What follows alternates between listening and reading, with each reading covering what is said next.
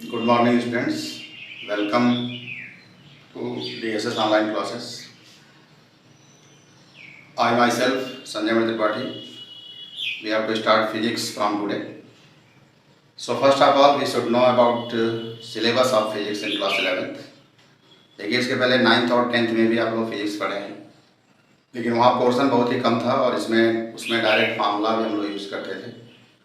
लेकिन 11th standard में जितने भी फार्मूला होंगे उनका डेरिवेशन सबसे पहले हम लोग उसको डिराइव करेंगे और डेरिवेशन का प्रोसेस जानना भी होगा, क्योंकि एग्जाम में डेरिवेशन भी दिए जाते हैं। और डेरिवेशन के बाद तब उस पर बेस्ट न्यूमेरिकल्स की प्रैक्टिस करनी। I you know that the role of numerical is important in physics subject, इसलिए फिजिक्स में न्यूमेरिकल का बहुत अधिक इम्पॉर्टेंस है। So you all should practise the numericals. First of all theoretical concept clear कीजिए, derivation कीजिए, and after derivation उन formula पर बेस्ड न्यूमेरिकल्स को ट्राई करना है। तो ये हम लोगों का एम होगा, थ्योरेटिकल कॉन्सेप्ट को क्लियर करना, डेरिवेशन करना और उसके बाद उस पर बेस्ड न्यूमेरिकल को सॉल्व करना। अब इसमें देखो जो चैप्टर्स अभी हम यहाँ लिख रहे हैं सिलेबस में, उसके पहले भी कुछ टॉपिक्स हैं जिनको जीरो टॉपिक्स कहा जाता है फिजिक्स में, और वो कंप्लीट मैथमेटिकल टॉपिक्स होते हैं। अब जितना भी आप मैथमेटिक्स इसके पहले 9th और 10th में पढ़े हुए हैं वो सारे मैथमेटिकल टूल्स के फॉर्म में यहाँ यूज होंगे। तो कुछ ऐसे भी टर्म्स हैं जो मैथमेटिक्स आप लोग 10th स्टैंडर्ड में नहीं पढ़े हुए हैं, जैसे लॉग नहीं पढ़े हैं, लॉगरिथम, कैलकुलस जिसमें आएगा डिफरेंशिएशन, इंटीग्रेशन। तो ये सब mathematical term we will try to make it clear. हम लोग प्रयास करेंगे कि पहले उनको बता दिया जाए आपको, और बाकी जो मैथमेटिक्स आप पढ़े हुए हैं जैसे ट्रिग्नोमेट्री, अलजेब्रा, ज्योमेट्री, उनका एक बार क्लियर रिवीजन आपका होना चाहिए। फार्मूले जो भी हैं वो आपको पता होना चाहिए। So you should make clear all the terms which you have studied in mathematics. So let us see what is our syllabus related to the subject physics. See here there are 10 units. Total इसमें 10 units हैं, जिसको NCERT ने दो part में divide कर दिया है, first part और सेकेंड पार्ट। बेसिकली NCERT को ही फॉलो किया जाएगा। कहीं कुछ इलॉबरेटेड चैप्टर्स का रिक्वायरमेंट होगा तो वहाँ आप या न्यूमेरिकल प्रैक्टिस के लिए अलग से रेफरेंस बुक भी यूज कर सकते हैं। So see here what are the basic topics. जैसा कि हमने बताया कि ये दो पार्ट में डिवाइडेड है आपका पूरा फिजिक्स। पार्ट फर्स्ट में 5 यूनिट्स हैं और पार्ट सेकंड में भी 5 यूनिट्स हैं, यानी टोटल जो यूनिट्स हैं वो 10 हैं। So see here first unit physical world and measurement. ये फिजिकल वर्ल्ड एंड मेजरमेंट है, इसमें दो चैप्टर्स हैं। फर्स्ट है physical world and second one unit and measurement. ये units and measurements. Physical world means अपने वर्ल्ड में फिजिक्स का क्या रोल है। जैसे इसमें हम लोग स्टार्ट कंप्लीट थ्योरेटिकल चैप्टर है, इसको आप पढ़ सकते हैं सेल्फ ही। इसमें हम लोग साइंस से स्टार्ट करेंगे कि व्हाट इज साइंस। तो साइंस आप लोगों को पता होगा कि अपने ऑल अराउंड के ऑब्जेक्ट्स को एक्सपेरिमेंटल ऑब्जर्वेशन के बेसिस पर स्टडी करना, वही साइंस होता है। साइंस में फिजिक्स आएगा। Physics is the branch of science which deals with the study about nature and natural phenomena. Natural phenomena से रिलेटेड टर्म जिसमें स्टडी होते हैं वो फिजिक्स होगा। तो फिजिकल वर्ल्ड में जैसे इसका स्कोप क्या है, अभी आप देखोगे तो आपके सराउंडिंग में जितना भी ट्रांसमिशन है, जैसे मोबाइल से लेकर के टीवी, रेडियो सेट, या जितना जेट आजकल बन रहा है, जो भी मिसाइल बन रही है, वो सब कुछ इसी पर बेस्ड है। फिजिक्स, सब में फिजिक्स का इन्वॉल्वमेंट है। कौन से साइंटिस्ट किस चीज़ को डिस्कवर किए थे इसके बारे में दिया हुआ है इसमें। सेकेंड टॉपिक इसमें आएगा, second chapter unit and measurement. तो unit you know the SI unit, MKS, TGS, FPS, ये सिस्टम होते हैं यूनिट के। और विदाउट यूनिट हम कोई चीज़ मेजर नहीं कर सकते, और बिना मेजरमेंट के किसी चीज़ का कोई इम्पोर्टेंस भी नहीं होगा।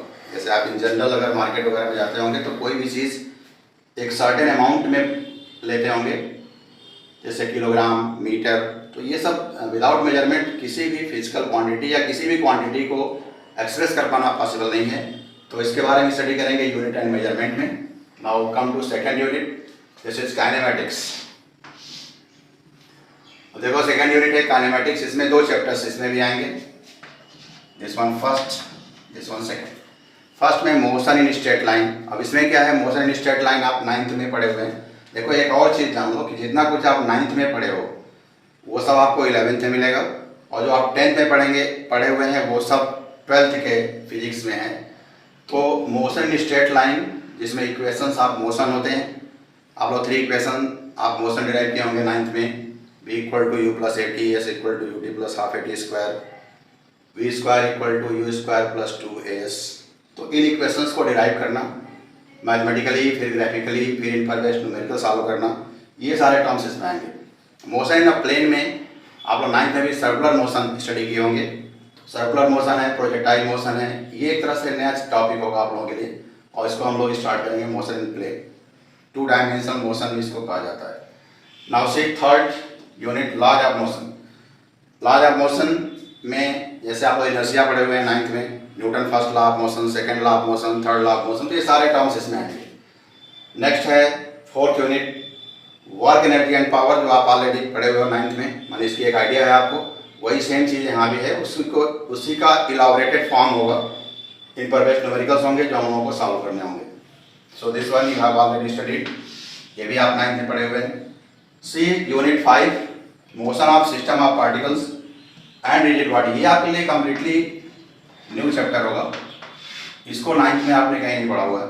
तो इसमें टार्क आएगा, मोमेंट ऑफ इनर्शिया, जैसे इनर्शिया आप यहाँ पढ़े हुए हो उसी का एक दूसरा फॉर्म होता है मोमेंट ऑफ इनर्शिया, वो हम लोग इसमें स्टडी करेंगे। रोटेशनल मोशन के इक्वेशंस को डिराइव करेंगे, तो ये टर्म आएगा यूनिट 5 में। तो ये फर्स्ट पार्ट है जिसमें 5 यूनिट्स हैं। अगर आप चैप्टर देख लें तो 2 चैप्टर्स यहाँ हो गए, 2 यहाँ हो गए, 4 हुआ, 5, 6, 7, 5 यूनिट है, 7 चैप्टर्स हो गए। Now come to second part. देखो सेकेंड पार्ट में 6th यूनिट है, मतलब इसका जो फर्स्ट यूनिट है वो ग्रेविटेशन। ग्रेविटेशन भी आप लोग 9th में पढ़े हैं, न्यूटन ग्रेविटेशनल लॉ, जिसमें फोर्स के लिए फार्मूला दिया गया था 2 मटेरियल बॉडी के बीच में, F equal to G m1 m2 by r square. तो कैपिटल जी था जो ग्रेविटेशनल कांस्टेंट है, small g acceleration due to gravity को स्टडी करेंगे, उसके वेरिएशन को स्टडी करेंगे, बहुत सारे डेरिवेशन के टर्म आएंगे जो इसमें किया जाएगा। 7th यूनिट है प्रॉपर्टीज ऑफ बल्क मैटर। अब देखो इसमें क्या है, ये 3 चैप्टर्स, ये ग्रेविटेशन में एक सिंगल चैप्टर है, इसमें 3 चैप्टर्स होंगे। जैसे आप जानते हैं मैटर को आपने डिवाइड किया है 3 स्टेट में, सॉलिड, लिक्विड एंड गैस। तो mechanical property of solid study किया जाएगा, जिसमें इलास्टिसिटी आएगा मेनली, और ये फ्लूइड्स है। फ्लूइड मीन्स होता है लिक्विड प्लस गैस, तो दोनों को मिला के हम लोग फ्लूइड कहते हैं। The substance which can flow is called fluids. तो फ्लूइड्स की मैकेनिकल प्रॉपर्टी स्टडी करनी है। इससे रिलेटेड प्रॉपर्टी होता है इसका प्रेशर एक्सर्ट करना, सरफेस टेंशन है, विस्कोसिटी है, ये सारे टर्म्स इसमें हम लोग स्टडी करेंगे। Now third one is thermal properties of matter. इसमें हीट से related term, temperature, heat, expansion, ये स्टडी किया जाता है। सो this one is third one chapter of this unit 7, properties of bulk matter. Now 8th unit, see this 8th unit it is thermodynamics. Thermodynamics means होता है transformation of heat energy into various form of energy. Heat energy का various form of energy में convert होना, ये thermodynamics है, जिसमें laws पढ़ते हैं हम लोग थर्मोडायनेमिक्स का। First law of thermodynamics, second law of thermodynamics, ये कॉमन चैप्टर है, फिजिक्स और केमिस्ट्री दोनों में हम लोग स्टडी करते हैं। 3 पैरामीटर्स होते हैं, प्रेशर, 4 पैरामीटर्स हैं, प्रेशर, टेम्परेचर, वॉल्यूम किसी गैसीय सिस्टम का, और एक इंट्रॉपी होता है। तो इंट्रॉपी आप बेसिकली केमिस्ट्री में पढ़ते हैं। बाकी पैरामीटर का वेरिएशन हम लोग फिजिक्स में स्टडी करते हैं। इसी में हीट इंजन भी आता है, कार्नोट हीट इंजन क्या प्रिंसिपल है, कैसे वर्क करता है, तो इसके बारे में थर्मोडायनेमिक्स में स्टडी करेंगे हम लोग। नेक्स्ट देखिए 9th unit, kinetic theory of gas. ये भी कॉमन चैप्टर है फिजिक्स और केमिस्ट्री दोनों में।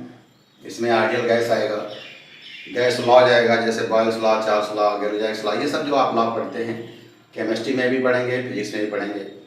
आइडियल गैस के प्रेशर का फार्मूला डिराइव करेंगे, उससे रिलेटेड कुछ टर्म्स हम लोगों को स्टडी करना है। Now come to this last one, unit 10, oscillation and wave. इसमें भी 2 चैप्टर्स आएंगे, ऑसिलेशन और वेव। ऑसिलेशन में मेनली हम लोग सिंपल हार्मोनिक मोशन पढ़ेंगे। ऑसिलेटरी मोशन आपको पता है, मीन पोजीशन के about to and fro motion अगर होता है तो उसको ऑसिलेटरी मोशन कहते हैं। और वेव में 11th स्टैंडर्ड में हम लोग मैकेनिकल वेव यानी साउंड वेव से रिलेटेड टर्म पढ़ेंगे। इसमें डार्पर इफेक्ट वगैरह भी आएगा। और लाइट वेव को 12th में पढ़ा जाएगा। माने वेव की 2 कैटेगरी है, तो मैकेनिकल वेव यहाँ, इलेक्ट्रोमैग्नेटिक वेव को 12th में स्टडी किया जाएगा। तो ये एक जनरल आइडिया था अबाउट योर सिलेबस। इससे रिलेटेड टर्म्स को हम लोग नेक्स्ट लेक्चर से स्टार्ट करते हैं, फर्स्ट चैप्टर से, फिजिकल वर्ल्ड और यूनिट एंड मेजरमेंट से। Now we have to know about marking scheme. ये भी जान लीजिए मार्किंग स्कीम क्या है, कैसे कैसे आपको पेपर्स देने हैं, कितने मार्क्स के होते हैं। देखिए टोटल जो मार्क है आपके फिजिक्स सब्जेक्ट का वो 100 हो। अब 100 मार्क्स में थियरी 70 मार्क्स की होती है और प्रैक्टिकल 30 मार्क्स का होता है। दोनों में इंडिविजुअल अलग अलग सेपरेटली आपको पास करना होता है और दोनों का सम 100 हो जाता है। अब 70 मार्क्स में कैसे इसको डिवाइड किया गया है, यहाँ से आप चेक करोगे unit first physical world and measurement है, प्लस यूनिट सेकंड काइनेमेटिक्स है, plus unit third laws of motion. इन तीनों को मिलाकर 20 मार्क्स के क्वेश्चन आते हैं, 20 मार्क्स। अब देखिए यूनिट फोर्थ क्या है, work energy and power. Unit 5 motion of system of particles and rigid body.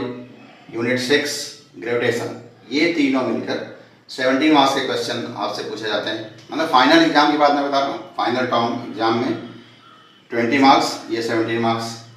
अब देखो यूनिट 7 क्या है, वहाँ से प्रॉपर्टीज ऑफ बल्क मैटर।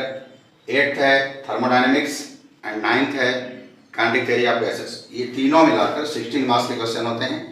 और ये लास्ट यूनिट का सबसे अधिक इंपॉर्टेंस है 10th का, जिसमें ऑसिलेशन एंड वेव 2 चैप्टर्स हैं और टोटल ये 17 मार्क्स का होता है।